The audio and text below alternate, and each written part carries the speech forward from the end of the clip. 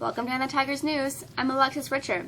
Thanks again for making us a part of your day with the news we've been following for you. Aggrieved and spoiling for a fight, Donald Trump used a marathon encounter with reporters Thursday to denounce the criminal leaks that took down his top national security advisor and revived questions about his own ties to Russia.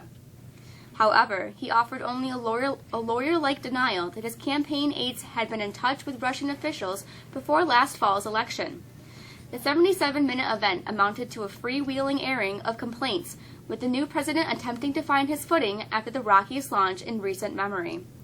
Trump slammed a bad court of appeals judges for blocking his refugee and immigration executive order, and denied that his White House was paralyzed by chaos and infighting among top advisors.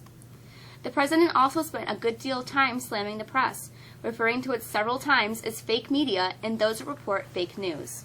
The press has become so dishonest that if we don't talk about it, we are doing a tremendous disservice to the American people. Is running like a fine-tuned machine, and the leaks are absolutely real. The news is fake because so much of the news is fake. But I'm having a good time. Tomorrow they will say, Donald Trump rants and raves at the press. I'm not ranting and raving. I'm just telling you, you're dishonest people. But I'm not ranting and raving. I love this. I'm having a good time doing it. Mexico alum and current Syracuse.com reporter Ken Sturtz is reporting that a Florida man has been accused of building nearly a dozen bombs and making plans to plant them in Target stores along the East Coast, including in central New York. Mark C. Barnett, 48, of Ocala, was charged with possession of a firearm, destructive device, affecting commerce by a previously convicted felon, the U.S. Department of Justice announced Thursday. Barnett hatched the plan with the intention of drastically lowering Target's stock price, authorities said. Then, he planned to buy up shares cheaply before the price eventually rebounded, authorities said. Authorities said Barnett built at least 10 improvised bombs and disguised them in food packaging. The struggling Great Northern Mall has a new owner. A Long Island company that has a history of turning around struggling malls finalized the deal yesterday. Cohen Real Estate Investment Group said it hopes to turn the mall around by searching for new tenants. Several stores, including one of its largest, Macy's, has left or is leaving the Clay Mall recently. Californians who were ordered to evacuate due to a threat from erosion at the tallest dam in the United States can now return home after state crews working around the clock reinforced a drainage channel that was weakened by heavy rain. Officials had ordered 188,000 people living downriver from the Oroville Dam to evacuate on Sunday, and they reduced that to an evacuation warning on Tuesday. Will the reality surrounding the initial public offering of Snapchat's parent company match the hype? Unlike other high-flying tech companies such as Facebook or Alphabet's Google, Snap will start its life as a public company deep in the red. According to the company's IPO filing with the Securities and Exchange Commission, Snap had an accumulated deficit of $1.2 billion as of the end of last year. Its net loss in 2016 was $514.6 million. Both Google and Facebook were profitable in the 3 years leading up to their 2004 and 2012 IPOs, respectively. The company expects the IPO to be priced between $14 and $16 per share, below the $30.72 price it was valued at during its latest round of financing. A divorced couple cannot be forced to pay college tuition for their estranged daughter, a New Jersey state appellate court ruled this week.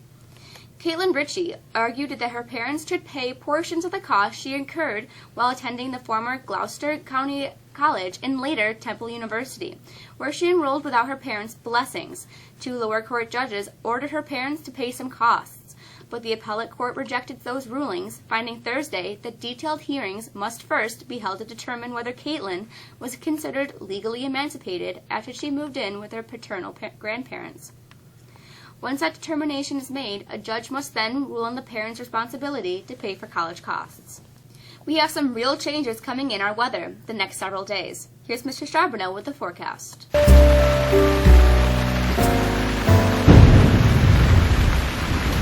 The weather is absolutely in the midst of changing, and we're about to feel and see some real springtime warmth. After a mostly cloudy and seasonably cool Friday, we see our winds aloft shift and warmer, more southerly winds bring in some warmer temperatures for Saturday. We should easily hit 50 for a high tomorrow, and if there are a few extra moments of sunshine, that number might inch up a little higher. We'll fall back into the 40s for a high on Sunday, but will still be above average for this time of year. Now, the sun is in and out for most of the day Sunday before we begin to clear out Sunday night. Now, a longer range view shows that temperatures into next week, they'll reach into the mid-40s, but nearly 15 degrees warmer than normal. Now, with that comes the chance of some local flooding as nearly 20 inches of snowpack begins to melt, so we'll have to be careful about that. We hope you have a great week. We'll see you next week. Have a great day. Thanks. Mexico swimmers had a terrific day at Section 3 meet yesterday. Josh has the details.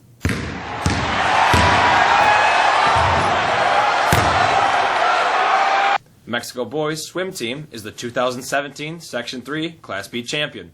The team continued its hold on the Class B championship as it took 4 individual titles, finished second in 5 events, and took 3 relay championships. Dan Mullen won the 200 free, while Dylan Long captured the 500 free. AJ Yost took the 100 backstroke championship, and John Acker was the 100 breaststroke champion. Yost, Acker, Dan Barry, and Liam Simcoe were 200 medley relay champs. While Mullen, Barry, Simcoe, and Long were 200 free champions in the 400 free relay, Mullen, Long, Yost, and Acker took home the championship. And to top off the day, Mexico coach Sean Parkhurst was named Class B Coach of the Year. This was the program's 6th sectional championship. The senior boys defeated the junior boys in an entertaining volleyball game last night, 3-1.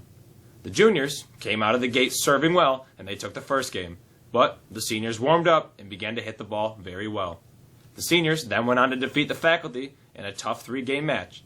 The final game went right down to the wire and took the crown away from the faculty. New York Jets cornerback Darrelle Revis faces 5 pending charges, including 2 counts of aggravated assault after allegedly being involved in a fight with 2 men last weekend. According to a Pittsburgh police statement and a court document, the 31-year-old Revis also is facing charges of robbery, terroristic threats, conspiracy to commit aggravated assault after the incident Sunday at 2:43 a.m. Revis' attorney, Blaine Jones, said in a statement Thursday that Revis was, quote, physically assaulted while at the location by a group of at least 5 people. He added that the Jets cornerback, quote, feared for his safety and sought medical attention. The Syracuse Orange basketball team will look to rebound off 2 straight losses when it travels to Georgia Tech for Sunday, 6:30 tip-off.